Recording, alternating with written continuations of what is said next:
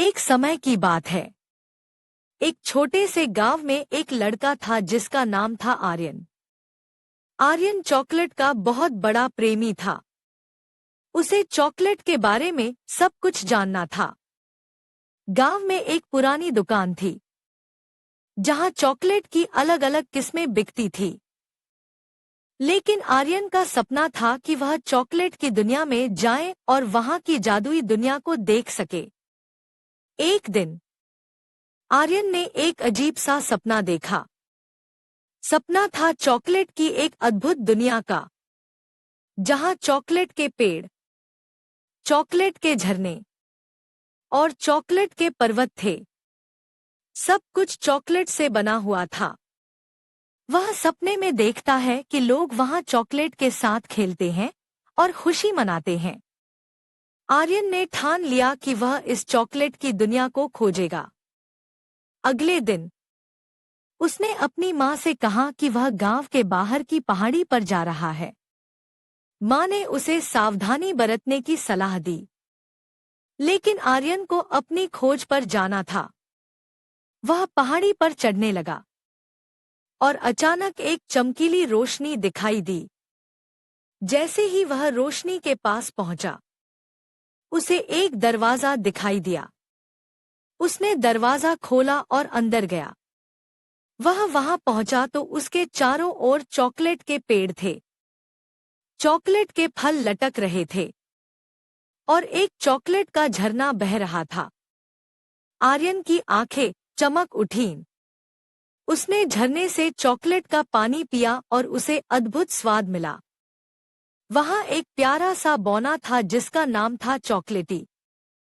चॉकलेटी ने आर्यन का स्वागत किया और कहा, स्वागत है मेरे दोस्त।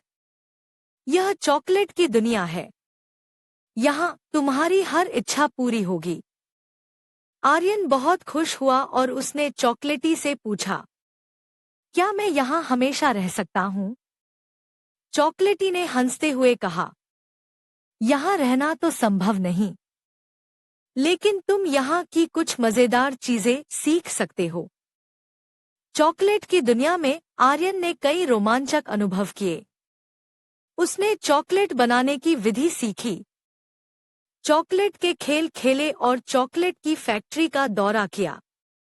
उसने वहां के लोगों के साथ दोस्ती की और उन्होंने उसे अपनी कहानियां सुनाई। एक दिन आर्यन ने चॉकलेटी से कहा, मैं चाहता हूं कि मैं अपने गांव में भी चॉकलेट की खुशियां बांट सकूं। चॉकलेटी ने मुस्कुराते हुए कहा, तो चलो, मैं तुम्हें चॉकलेट का जादुई बीज देता हूं।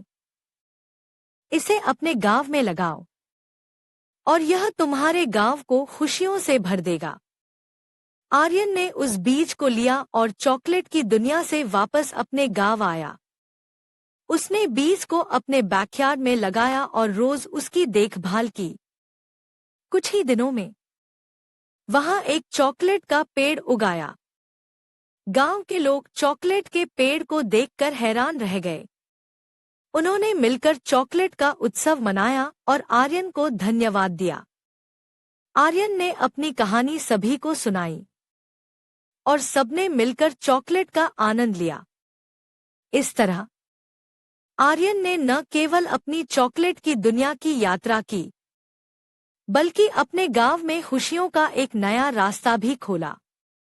और इस तरह आर्यन की चॉकलेट की दुनिया ने न केवल उसे बल्कि उसके पूरे गांव को खुशियों से भर दिया।